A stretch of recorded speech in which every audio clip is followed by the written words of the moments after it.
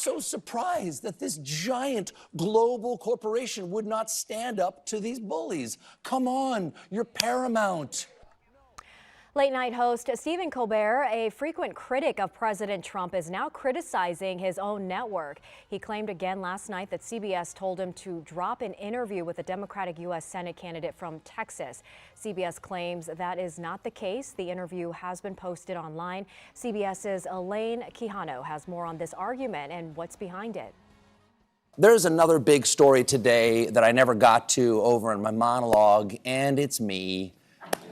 For a second night in a row, late-night host Stephen Colbert criticized CBS after he said the network made him pull his interview with Democratic Texas State Representative James Talarico on Monday, in fear that it would violate the Federal Communications Commission's equal time rule. We were told in no uncertain terms by our network's lawyers, who called us directly, that we could not have him on the broadcast. Then, the equal time rule requires broadcast stations to give equal airtime to candidates running for the same political office. Late night and daytime talk shows have been traditionally exempt. But in January, the FCC said it is revisiting that rule, writing in a memo, quote, "A program that is motivated by partisan purposes, for example, would not be entitled to an exemption under long-standing FCC precedent." let's just call this what it is. Donald Trump's administration wants to silence anyone who says anything bad about Trump on TV because all Trump does is watch TV. CBS said Tuesday The Late Show was not prohibited by CBS from broadcasting the interview with Representative James Talarico.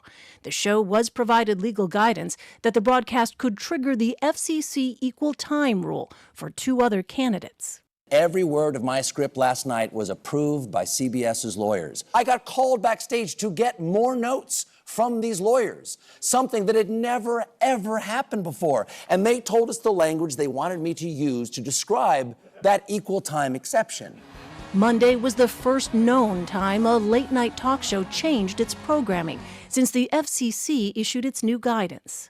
Anna Gomez, the only Democratic-appointed FCC commissioner, worries that decision could enable censorship. That we are in a very precarious moment for our First Amendment, and the FCC needs to stay out of content regulation because our First Amendment prohibits it.